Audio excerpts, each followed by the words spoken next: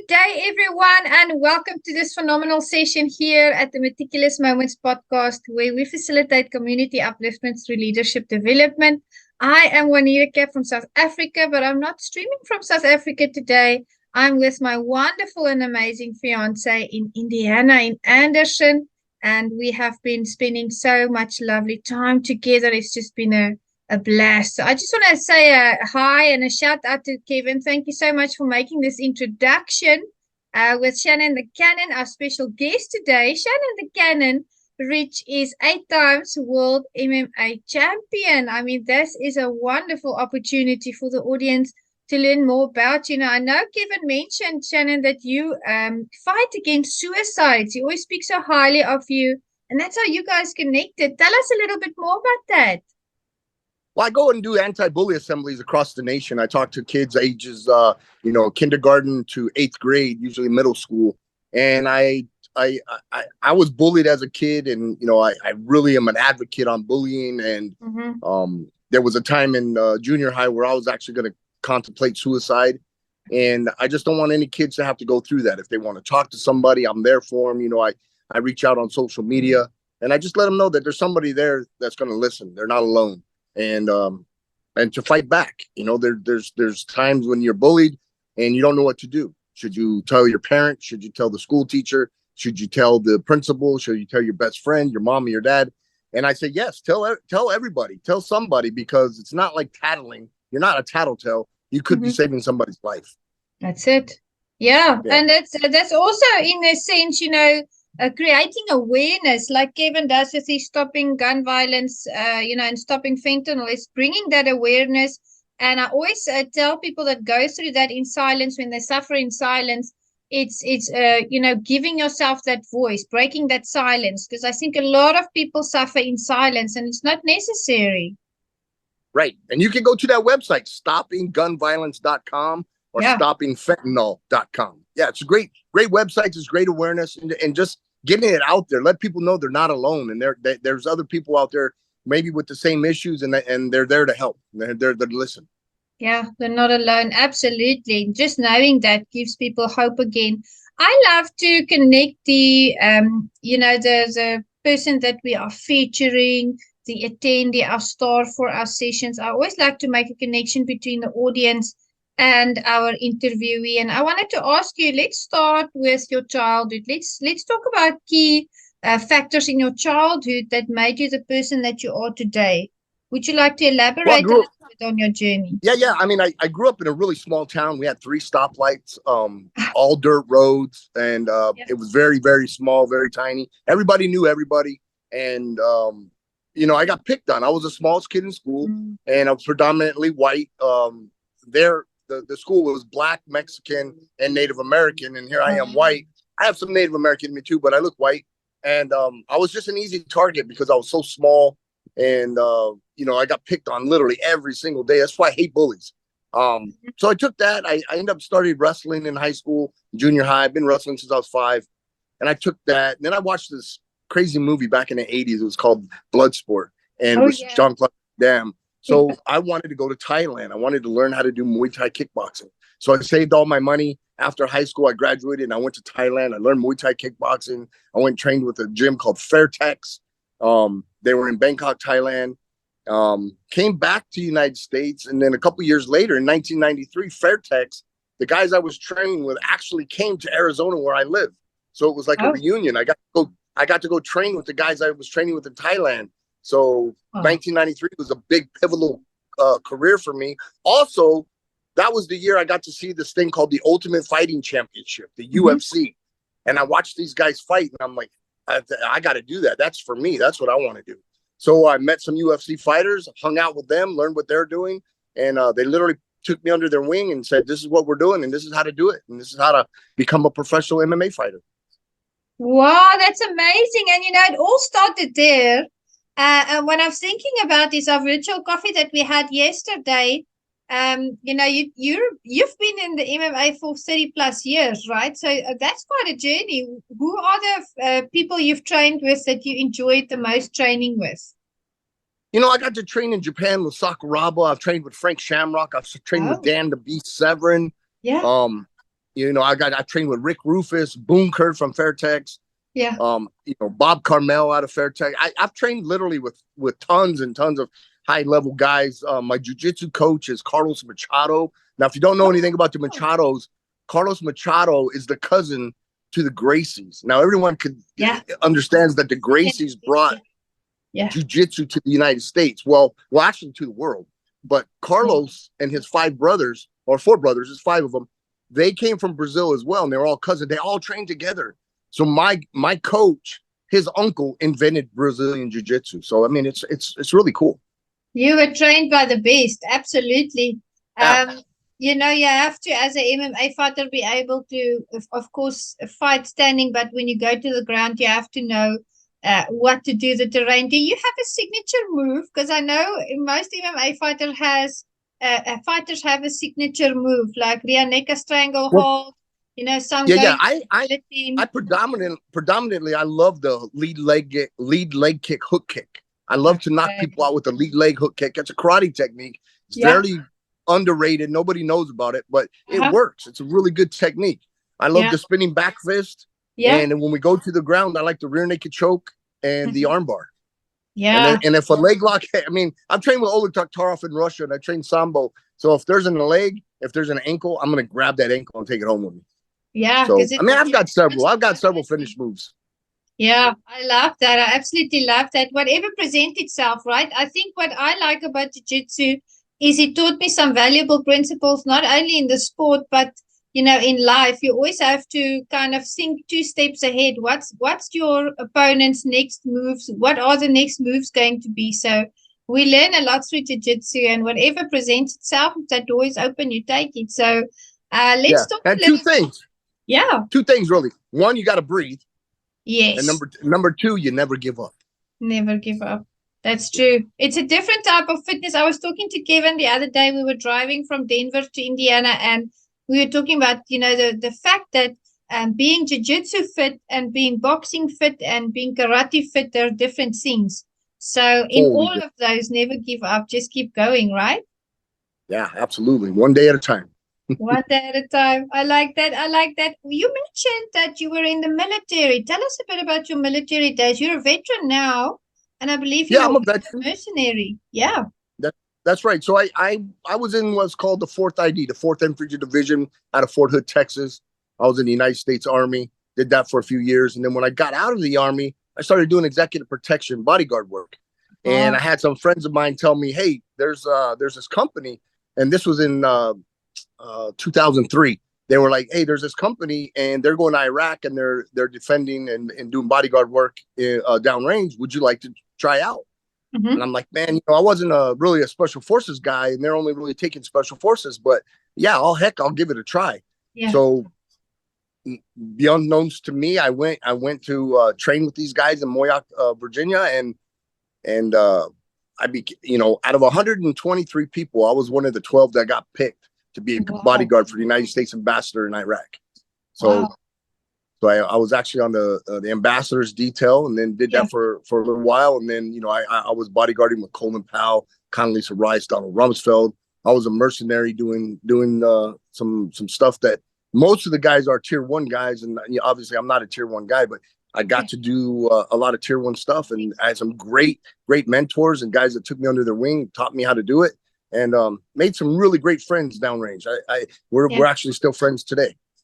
That's wonderful. That's impeccable that you climbed the ranks like that. Absolutely, being picked out of all those people in the top 12. That really speaks for itself, the kind of fighter that you are, and how your skill level. Now, I know you're also an instructor for the FBI and the CIA. Tell us about that, those courses that you present there. What type of, is it tactical training? Is it knife fighting? Tactical training. I do defensive tactics, weapon retention, weapon takeaway, and I'm with the Police Museum and Hall of Fame. I've taught down in Titusville, Florida.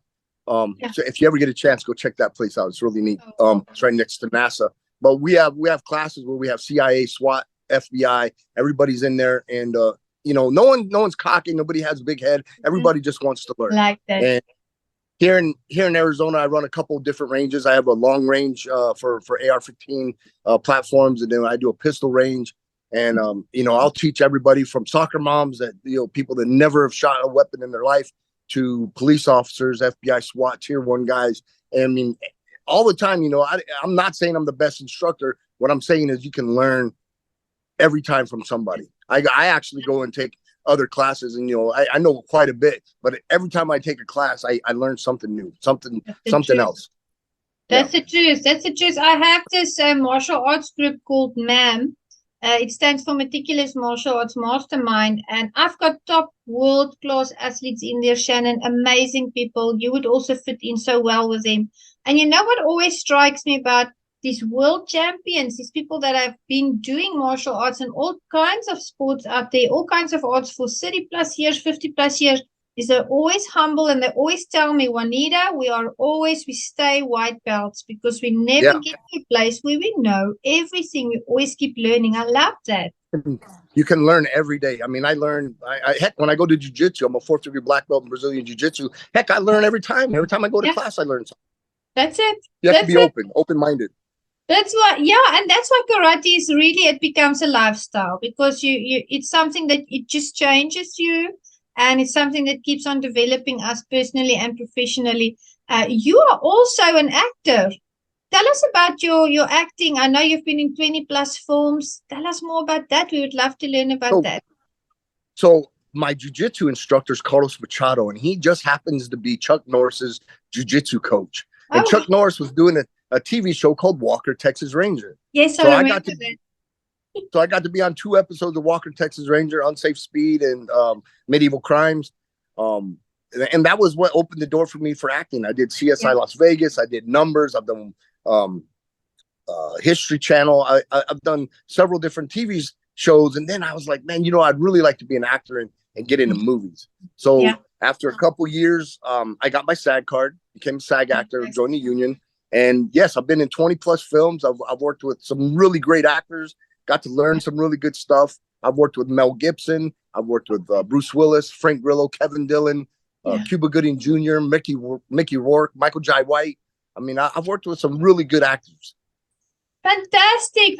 When you say Mickey Rourke, I always think about the Iron Man movie where he was the villain. That was so cool. He was fantastic in Iron Man, but to me, the best movie Mickey Rourke has ever done was The Wrestler. I really love that movie. He did a great job in The Wrestler. Yeah. Well, shout out to all of those guys for doing an impeccable job. I know that the hours can become very long on set. And I know, sometimes it can be draining and, things happen. We have good and bad moments on set, but just that experience, learning from others and becoming a part of that production, really giving that production life. Because we've got the script, we have the lines, but then you add the actor, you add the person, you add their personality, and the sentences come out a different way. And that scene just, it comes to life. And that's what I like about movie making, just being in it, seeing how it develops. So let's talk about the upcoming project. I want to say to the audience, I have wonderful news. We are super excited. We've brought Shannon onto our cast for Marty's Bar. He's going to be shooting with us in Florida. I'm so excited. Thank you for joining the team and the cast. Thank you. I mean, we are so excited. There's going to be more projects as well. So shout out to SLS, Stephen, Lindsay Sattersfield as well. He's also a very, very big part of that. Let's talk film sets, because I always ask, when I interviewed Silvio and when I interviewed Ron Smorenberg, Silvio Seamack and Ron Smorenberg, Mark Stas, all the actors that spend a lot of their time traveling to be on sets, I always ask them, what's the favorite film that you've worked on? Maybe it was a TV show even. What was the project that you enjoyed the most? Well, I did a TV show. It was called A Day to Die. It was with Bruce Willis. And it literally was the second to last Bruce Willis film that he made. Wow. And we were on set, and you could actually tell Bruce wasn't quite right. And we knew at that time that he had a little bit of dementia. Yes. And the handlers and the producer and production, they were really great with keeping it kind of hush hush. But he did his job on set. And then after on set, he went off to his trailer and stuff. He still made time to talk to us a little bit, but he just wasn't himself. Let's just put it that way. And it was really sad because I'm a huge Bruce Willis fan. I love a ton of his movies, and he's just a great guy. And to watch my idol going to this different road of dementia, and it just was really heartbreaking. But I got to work with him. Mm-hmm. The movie came out great, and yeah, that was probably my favorite film so far. Your favorite film with your hero, and he is an impeccable person. I mean, things happen, but he really is leaving a lasting legacy. I mean, he's been a part of all of our lives for decades, and he's a very celebrated actor as well. I remember asking Silvio Simak on his interview what was a funny moment on set for him, and he answered the following. He said he was in a movie with Jet Li, and they had this fight choreography going, and Jet Li was, going to jump on his back and like push him over and do a roll. But instead of going over like the forward roll to standing, he just jumped on his back and he kissed him in his neck and he said, "We're not fighting today." So do you have any funny moments that you remember, maybe during a fight or during a scene, any moments that stood out? So again, on that movie, Day to Die with Bruce Willis, there's a stunt coordinator. His name is Chris Gann, and Chris Gann is just a great guy. He's been around for quite a while. And we did this scene where I'm a terrorist, so I have a hood on my face, and you can only see my eyes. You can only see my eyes. And so my scene was, I come up and I tell him, I said, "Hey, the prisoners have only had water for 24 hours. They need food and water." And he looked at me and goes, he put his arm around me and he said, "Well, Shannon." Now that wasn't in the script. Yeah. But he used my name, and it really made me laugh. It made me laugh out loud. Yeah, and that's the scene they picked to put in the movie. So it literally is me walking up to him, and he puts his arm around me and he says, "Well, Shannon," and it was pretty funny. It caught me by surprise. Your name is etched into history in that film now. It is. Yeah. Let's talk about achievements. Shannon, you're not someone that gives up, and you're very driven. What makes you tick, for instance? What's that thing in your life, that aspiration that you have that makes you get up in the morning and say, "I'm going to fight another day. I'm going to, do another championship"? What makes you tick? Well, it's always been about testing myself. Mm-hmm. Even in fights, if I win, lose, draw, it doesn't matter. It was always about testing myself and see if I could become better. If I lose, I'd go back and figure out, why did I lose? What did I do wrong? Even in a fight, I would be like, okay, what did I do right? Mm-hmm. But what makes me tick? It's really just trying to test myself. Mm-hmm. If it's in acting, or if it's in fighting, or if it's playing golf, or if it's just doing anything, more or less, I'm always testing myself. I want to become better. I want to be a better person. I want to do things. I want to try to help more people. I'm just trying to test myself. Mm-hmm. That's a great answer. Absolutely. We have to be the best we can be. And, we keep on developing. I mean, we look back 10 years from, before, and we see how we've changed and how the world has really molded us. Our experiences have changed us, changed our outlooks on life. And I think that's the part of living that I relish in, is that I'm going to be different and better tomorrow and the day after that. So that's beautiful. Thank you. That's very inspirational. Let's talk about your greatest achievements. And it can be anything. It doesn't have to be a world championship. It can be anything in life, anything that stands out. What, if you had to pick one thing, what was your one greatest achievement? Well, I would have to say it's probably going and talking to these kids at schools and talking about anti-bullying, suicide prevention, that kind of stuff, and having the kids come up to me later and say, "Hey, that really touched my heart. Can I get your phone number? Can we talk?" And, I'm not saying I'm a mentor or a role model, but just giving my time to these kids, and then them actually reciprocating and taking it to heart. And they just seem to really enjoy it. So, I mean, if I can just help one kid, that's all that matters, just one kid. Just one. Because, he pays that forward and he touches 1,000 more, and that's how it goes. It just spreads out exponentially. I like that. Absolutely. And, there's always another side, the other side of the coin. We think of our greatest achievements, but sometimes we ponder on our greatest disappointments. Those are the greatest lessons that we learn when we get disappointed or when we fail. What was your greatest disappointment in your life, and what did you learn from it? Wow. No one's ever asked me that question before. Greatest disappointment in life. I think my greatest disappointment in life was when my mother passed away, and she passed away at an early age. So I was still young, and she never got to see me become the man I am. So to me, that feels like a disappointment that my mother didn't get to actually see the man I become. Yeah. And I hold that pretty dear in my heart, that, I wish I could have had her see what I become. Yeah, she would have been so proud. That really touches my heart. And I think that's another thing that you have in common with Kevin as well. Both of you went through that, and your moms would have been very, very proud of both of you, for the good people, the good men that you turned out to be. So, there's someone in the audience that's listening to this, and it's pulling on their heartstring, and it's helping them to heal. Just knowing that there's other people going through the same thing, that sometimes comforts people a lot. So I thank you for sharing that, and for keeping it real, because that's something that you really shared out of the depths of your heart. Thank you, my brother. And I'm the type of guy that, if somebody sees me on social media or they see me on the street or whatever, just come up and talk to me. I will talk to anybody. I had this lesson a long time ago. It was it's nice to be important, but most important to be nice. So if you're just nice to everybody, I think that's a great way to live. Just live your life that way. That's it. That speaks of humility. Absolutely. We have to. Every single person that we meet, they're all important. They're all important. I always tell people, the greatest gift you can show someone or can give someone is to treat them with dignity.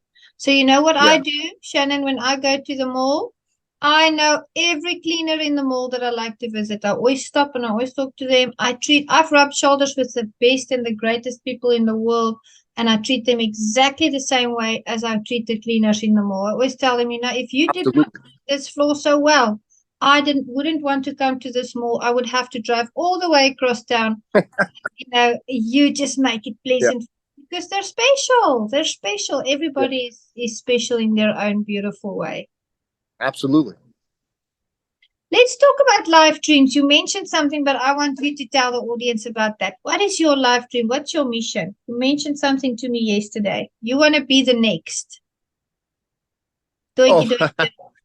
Yeah. If I love action films, and I'm a sucker for action. I mean, I like drama and I like the rom-coms and stuff, but I'm an action film guy. So if I could become a Jason Statham, that's what I really want to be. I want to be the next Jason Statham action star. And God help me, I think I could do it. I think it'll be fun. You can. Yeah. You've got all the qualities. You've got the drive. You are going to be the next Jason Statham. Absolutely. We put it out there. We manifest it. It's going to be. Got to manifest it. That's another thing. Yeah. Put it out there in the universe. Let it happen. Yeah. That's it. You already decided you're going to do it, so it's done. So I'm going to be cheering you on. I know Kevin's going to be cheering you on. All your beautiful fans. We're all going to be so happy for you. And I wanted to ask you, let's talk about words of wisdom, because you've shared so much with us in this, in this interview. I always like to leave the audience with words of wisdom, something that you want to leave them with so that they can ponder on it, make it a part of themselves. What would you like to leave the audience with? Just to go, I mean, the world is crazy right now. There's a lot of stuff going on.